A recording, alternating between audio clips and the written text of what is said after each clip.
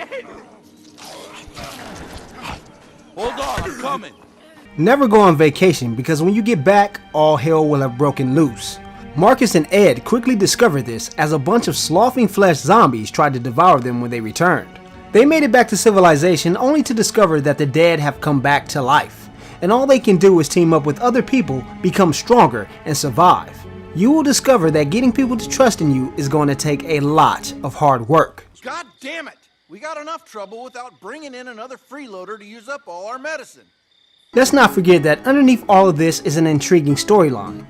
It melds a lighthearted spirit with the seriousness of a world gone to hell. So, Alan, huh? You bet. He's a shithead, but look on the bright side.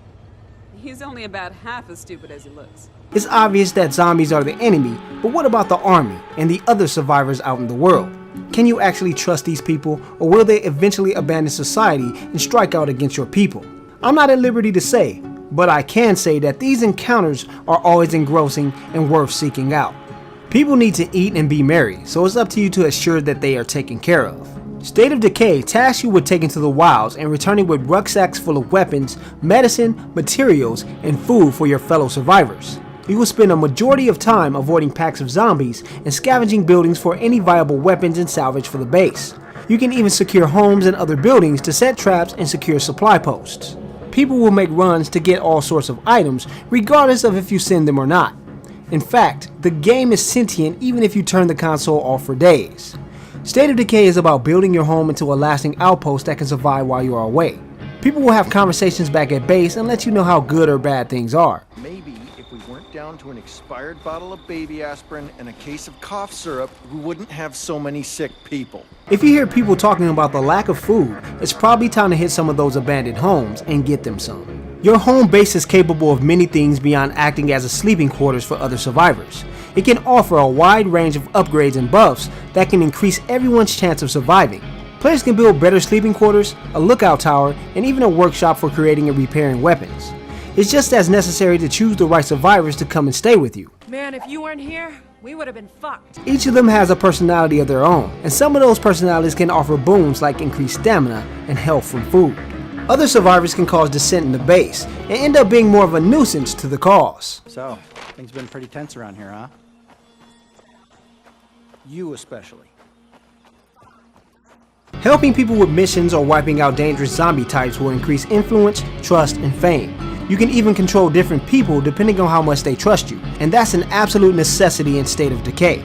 Zombies are as dumb as can be, but they are dangerous when they are in packs.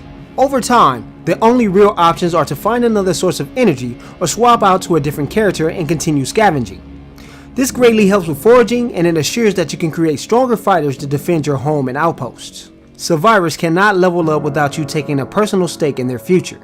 It's worth it to constantly switch between characters with impressive skills like powerhouse or reflexes. Leveling up these skills to performance will unlock weapon and skill specializations. To fight off the stronger zombie types like ferals and biggins, you will need firepower and skilled combatants, or you're going to have a bad time.